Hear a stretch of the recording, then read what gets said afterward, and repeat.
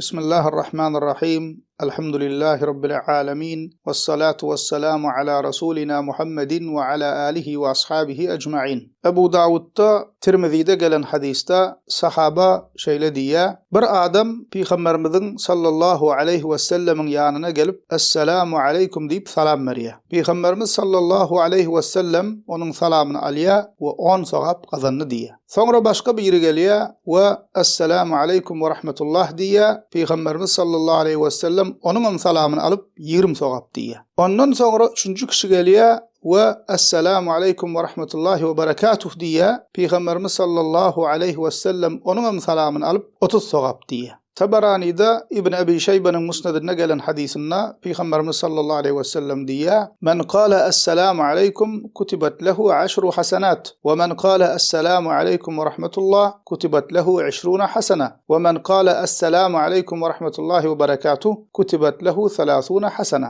Kim salam berenne Esselamu Aleyküm diyse ona 10 sevap yazılır. Kim Esselamu Aleyküm ve Rahmetullah diyse ona 20 sevap yazılır. Kim Esselamu Aleyküm ve Rahmetullahi ve Berekatuh diyse 30 sevap yazılır diye. Bu hadislerden öğrenmeli dersimiz Müslüman kişi salam berenne Esselamu Aleyküm diymeli. Bunu sorun Müslüman doğunur. Kâfir kişilerin dişiyali Salamu Aleik, Esselamu Aleyküm, Salamu Aleykümler, Salam Aleik deyip salam vermek İslam'da, sünnette bu hili salam yok. Müslümançılıkta bu hili salam vermek yok. Müslümanın salamı dünyanın niresinde bolsa bolsun, haysi milletten bolsa bolsun, Esselamu Aleyküm diymeli. Buna koşmaşı islesen salam verende Esselamu Aleyküm ve Rahmetullah ya da Esselamu Aleyküm ve Rahmetullahi ve Berekatuh deyip salam verip biliriz. Manisi Allah Teala'nın salamı, salameti, rahmeti ve bereketi size olsun demektir. En sogaplısı